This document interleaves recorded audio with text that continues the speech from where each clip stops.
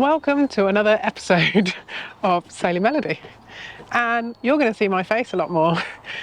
I haven't been around much recently. As you know, I've been dealing with my dad, and obviously I've just had a baby and I have a toddler, and life has just been pretty manic. However, Andy getting airlifted off the boat has given me a bit of a wake-up call, and I've realised that I need to know more. My skills are rusty, to say the least. Although I have been on the boat and I have been helping with sailing and mooring, I've not done as much as I would have done if it had been just Andy, Jack and I. Now we've got two small kids. Most of the time I'm just holding the kids. And over the last 14 months, I have noticed my anxiety building about mooring the boat.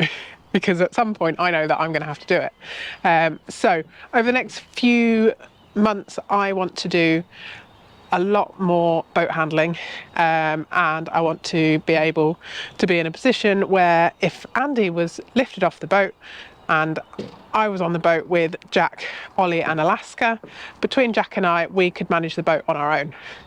And I think that's been the biggest wake-up call. I was like, I'm not sure whether I could have managed that situation had it been me instead of Andy Darlington on the boat. I think I would have been all right, but I don't want to think I would be all right. I want to know that I would be all right. However, first of all, we need to get the boat back in order, because we've arrived back here in North Wales and we've just kind of settled back into life in Wales, running Jack around to home ed groups, getting Ollie settled into play school. Andy's been going to various hospital appointments and getting his health sorted, and the boat has just kind of become a bit disorganised, so we're not in a position where we could just jump out and sail. So over the next couple of weeks, that's what I'm going to be doing, is fixing a few things, getting more familiar with both boat systems. I want to know that I could fix the engine or fix the bilge pumps if they stop working. So you're going to see me getting to know the boat a bit better, which will give Andy the opportunity to rest and recuperate and focus on his health, which is obviously the most important thing of all. Which means that you're also going to see a lot more boat life, I think, because boat jobs don't just happen straight away, or boat jobs don't just happen easily when you're juggling 3 kids. One of the issues that Andy encountered when crossing the Bristol Channel was our hatch failed in the forepeak. Which meant that all the clothes and everything got soaked, but it also meant that our mattresses got soaked with salt water because of the force of the waves, especially when they were towed by the RNLI. It's failed through this hatch. So we found the failure point. Next week, when we've got a clear day, I need to get the hatch out and reseal it. And we also need to get a new rubber seal. But what I need to do this week is change the mattress, because I've tried to rinse the salt water out, but it is ruined. But like any job on a boat, something else has to happen first before I can do something. So the first thing that I need to do is the mountain of washing that I have incurred over the last week needs to go away. Put these across there like that, and then you can do another layer.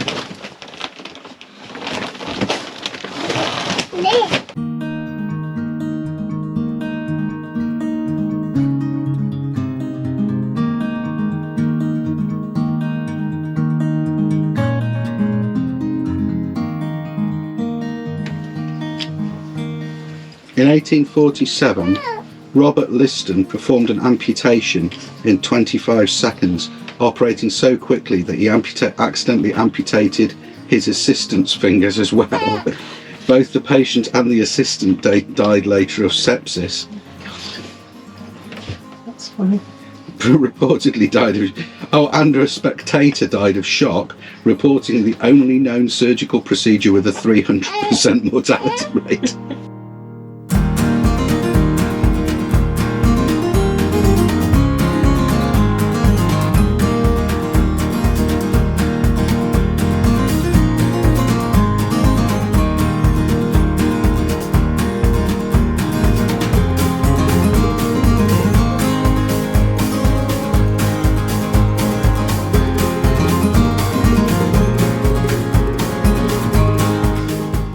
And as you can see, and anyone who's had kids will know, it's no different in a house or a boat. Everything takes so much longer when you've got children, because Ollie wanted the snack, Alaska needed feeding, and Andy's gone to a hospital appointment, so that leaves me in charge of this lot and trying to get something done today and film something today. Which makes it challenging, but it's all fun and games. The difference though between the difference that I found between living on a boat and on a house is that in a house I would start this folding up of washing on the dining table, and then I could, or you know, in the laundry room or something like that, and I would then leave it there, and it would take me 3 or 4 days to complete the task of putting it away, because I would start it and then I would get distracted by something, whereas on a boat you have to deal with it and put it away straight away. So some would say it makes you more organised, but I'm not sure it makes you more organised, just you're forced to. Obviously, if I fold all that washing up, I can't just then move it somewhere else, because there isn't anywhere else to move it. The only place to move it to is away. So that's kind of a good thing. That's enough now, because it's going to break. Good boy.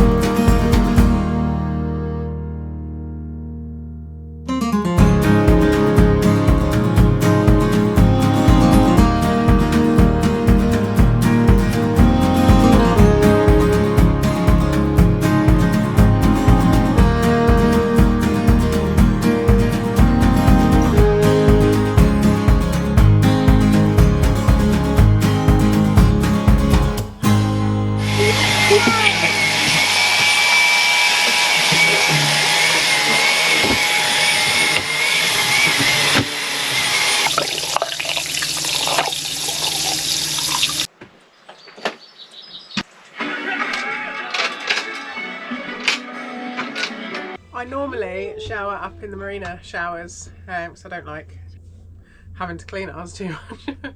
No, because it's a wet head and you've got the toilet in there as well and stuff. It just, if you shower in there, water gets everywhere. So I like to shower up in the marina showers, and they're great facilities here. But if Andy is off the boat, then I find it a lot easier to not drag all the kids up for a shower and to have a shower on the boat. It's nice to have the option. I'm taking my skin off. You're taking my skin off? He's taking my skin off? Yeah. Oh. The skin off between on the teeth.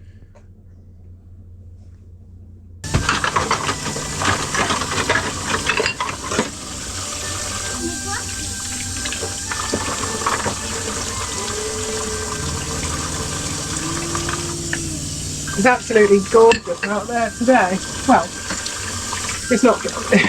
It's kind of grey, but it's mild and pretty calm, and it's not raining. And compared to the last few days, that makes it absolutely gorgeous. I'll show you when I take Ollie for a walk in a bit how beautiful this spot is.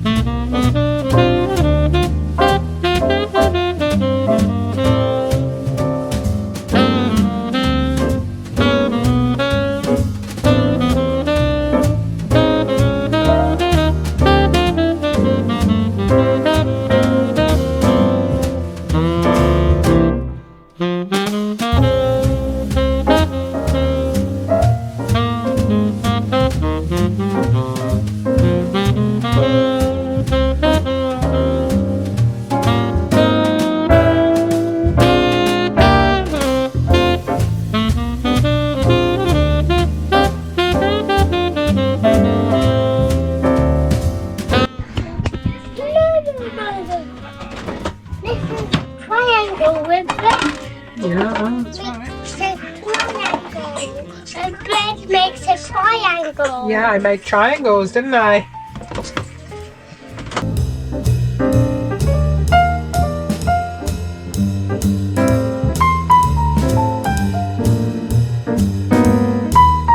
And cuddle me. Sit up nicely, don't you have food?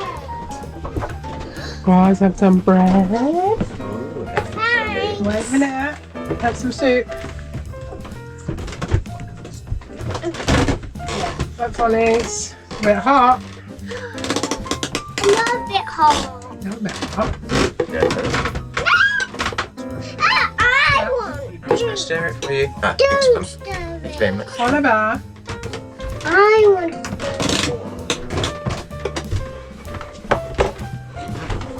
Oh yes, I'll get Lewis's now. Stir it. So finally, I can start taking the mattresses out. Everything just takes so long on a boat, especially when you have little kids. When the mattresses got damp, I decided to cut the middle out, so just have them as 2 singles to make it easier for them to dry. However, 2 singles is handy to walk right up here, but we prefer having it as a double. So we'll be putting 1 single mattress back in.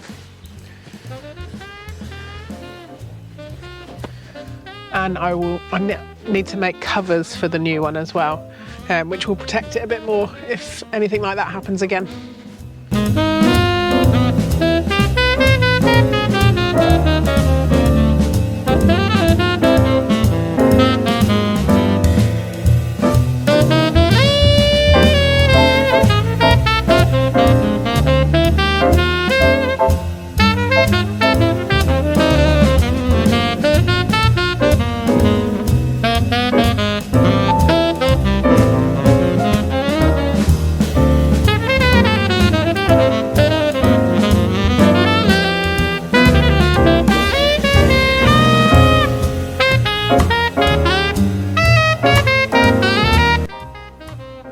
I've got the old mattresses out and I was just thinking to myself, how many mattresses have we had on this boat? And I think this might be the 4th one. It's really hard to make a 4-peak comfortable. We started off with some old mattresses that we had from the old house that were from the spare room, and then I tried to make a sprung mattress. That was a fail. It worked well, and I would like to revisit that in the future. However, it was so thick that there wasn't really room for our feet under the cupboards. So if we could do it on a smaller scale, on a thinner mattress, then that probably would have worked really well. But that was a mission, and you saw me making it, and then I never readdressed it, and we just bought a foam one, and that's the ones that I've just taken out. So mattress 4.0. Hopefully this is a comfy one.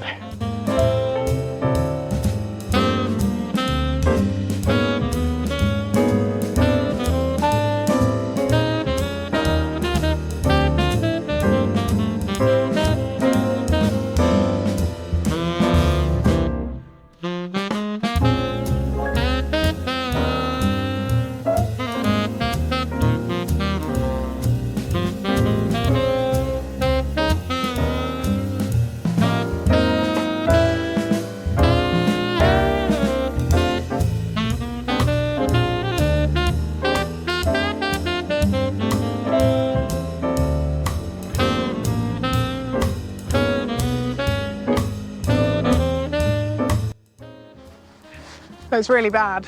Underside of this mattress, just from a few weeks of this salt water in, we've had we regularly lift the mattresses and dry underneath them because moisture and damp is an issue on foam, and yeah, this one is awful.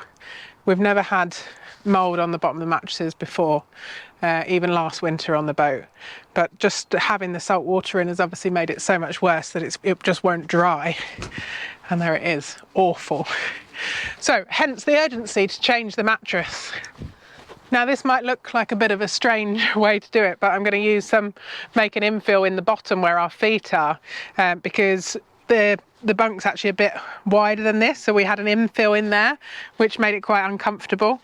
So I can use the extra, can follow this line and take it a bit further. And I'm undecided whether to split it in the middle or not, but for now I'm just going to do it as one piece. Can you pass me a bread knife?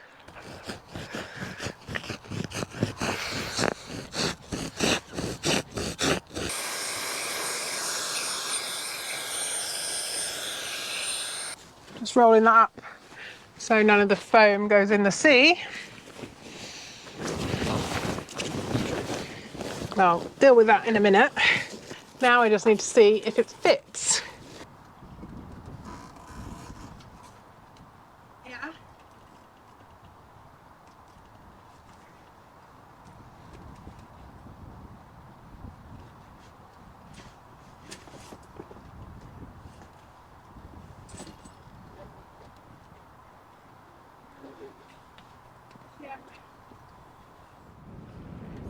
Well, the weather's cleared up. It's still not very nice, still blowing about 20 knots, but it's a lot nicer than it was. I want to introduce you to the cutest thing on our boat. This right here is the EcoFlow River 3 Plus, and it's absolutely adorable. Look at it, it's just so tiny. So what have you got? You know, you've got your typical 12 volt cigarette lighter type output. You've got USBs and USB-Cs. You've got an on-screen display, as you'd expect. It's all Bluetooth. You've got 240 volt output front and rear, which is fantastic. Obviously it's got an input for a solar panel, and it's got a USB connectivity. So let's just turn this on. There you go, it's got a light on the front and it's just fantastic. The battery inside it is a 245 watt hour battery. It's rated for 300 watts of continuous output with a 600 watt surge, so it'll power pretty much everything. It charges from nothing to 100% in an hour. That's just crazy. And as I say, you've got two USB-A's on the front, you've got a USB-C, so you can actually charge like proper MacBooks. You know, I use it for plugging in the MacBook up here and charging things like our camera systems, you know, or we can basically charge absolutely everything that we need off the boat. And it's small enough that if we go ashore in the dinghy, we can stick it in a dry bag and take it ashore. It's literally, you know, perfect. You can use it on the beach because it's got a light on it. You can have it in the back of your car. It's just fantastic. Oh, I'm getting distracted. 12 volt socket, 240s, more 240s on the back. And there's something else. Look at this. If that's not going to last long enough for you, they do an extra little battery. And look, watch. Click. And now it's one unit. And that, again, has got a USB-C on the front. So it just extends the life. They do two of these extra little battery packs that you clip on, the EB300 and the EB600, which are 286 watt hours or 572 watt hours respectively. So they add a huge amount of capacity without actually adding very much weight at all. I mean, this thing's still really, really compact and really tiny, and it's tough. We've actually had this a little while, and I apologise to EcoFlow for not doing the video sooner, but we've been waiting for it to stop raining. It's just been horrendous. I've been waiting for a good day and it just isn't stopping raining, so I'm just going to crack on and do the review for them. All I can say is it's been chucked in the back of the car. We've been taking it over to Chris's boat, you know, to play music and charge stuff when we've been working on his boat. We've been taking it when we've been hiking. It's just a fantastic thing. So it's already got like little scuffs and stuff on it because we've just been using it so much. So we're big fans of EcoFlow, as you know, and you know, we've banged on about their products quite a bit, but in terms of how much use we get out of it, I've got the big EcoFlow under my seat here, but this is getting so much use. It's a fantastic piece of kit. There's another thing that I need to show you with it though. Along with the River 3, of course, you get a cable to connect it to your computer, which is really handy, so you can configure it. You get a USB to you get a you get a cigarette lighter to XT60 cable, which is really handy for 12 volt output. So we can actually run the whole 12 volt side of the boat off this in the event that we have a power failure or a blackout, or we have a, you know, a grid problem. It just means that I can plug that in to the cigarette lighter socket output and take a connection to the 12 volt switch panel on the boat in an emergency, and this will power the whole 12 volt side of the boat, all the instruments, all the 12 volt lighting, in the, you know, not for as long as our main house bank, of course, that would be crazy, but it'll power it for a very long time. And then this is to connect to the solar power. Look at the solar panel, look at this. This is literally brand new, it's not even been out the box. But I'm always super impressed by the quality of the EcoFlow panels when they come out the box. This is no exception. So this is a 220 watt solar panel, and it's fully waterproof. I mean, I wouldn't drop it in the sea, but it's got its own integrated stand, like this. Let's take the U out so you don't blow away, and you. And it's bifacial. So if you look, the panel has got solar on this side, and it's got solar on that side. So the cable to charge it from the solar goes in this flap at the back here, like so. You see that? And then that adapter, XT60, to the standard solar panel goes there. Now let's see how much charge we're getting in. We're getting in about between 20 and 50 watts at the moment from this really neat bifacial panel. Now, bear in mind, it is not a sunny day. We've just had Storm Amy pass through. It's grim and horrible and grey. So this is doing really, really nicely. And being, like I say, a bifacial panel, it picks up the sun from both sides. So that little combination there, this is super portable. This is super portable. The reality is, I think a lot of the stuff that we have on the channel is great for liverboards because, you know, we need huge amounts of batteries and huge amounts of solar. But if you've got a boat or a caravan or you go camping and you don't live aboard, but you use it at the weekends, this is absolutely perfect for pretty much everything you're ever going to need, really. No, you're not going to run an induction hob from it.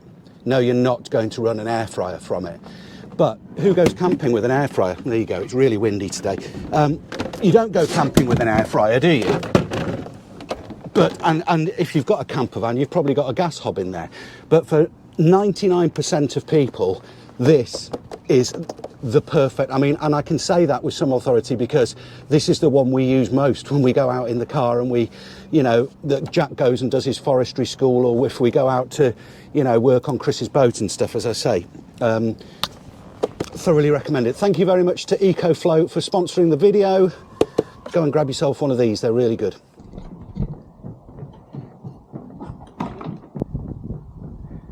So now I've done that and fitted the mattress, I need to nip to the shops and get a few bits. The nice thing about where we are, and part of the reason why we've chosen to be here, is that it's super convenient to get to the shops, but also quite a nice walk doing it. We're right on a coastal path, so I'm quite excited about exploring the Welsh coastal path. And we have Alaska is in the carrier, and Oliver, the Gruffalo, say hello. Hello. No, to the camera. Hello. Say, I'm the Gruffalo. I'm the Gruffalo. Yeah, so we quite like our walk. We don't mind running out of milk because it's quite a nice route. So we thought we'd take you along and show you Deganwy and Conway in the distance.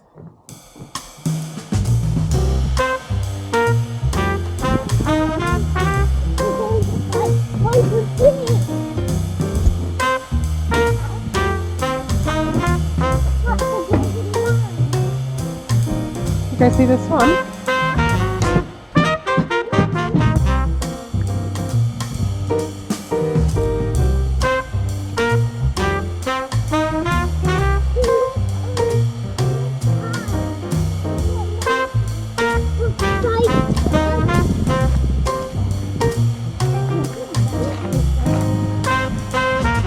see the moss, the green moss is it soft?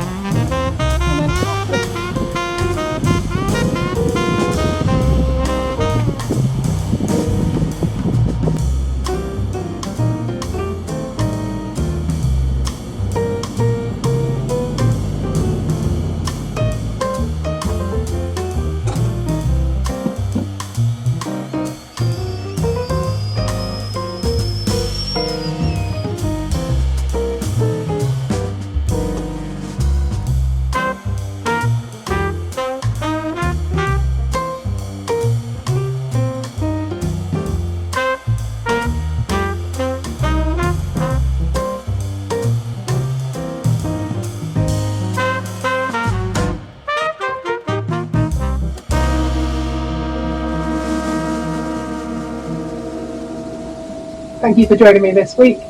Ollie is napping, Alaska's chilled, so I'm going to enjoy a cup of tea. Hopefully next week there might be some sailing, weather permits, but there'll definitely be more boat jobs I can assure you about. See you next week. Bye bye.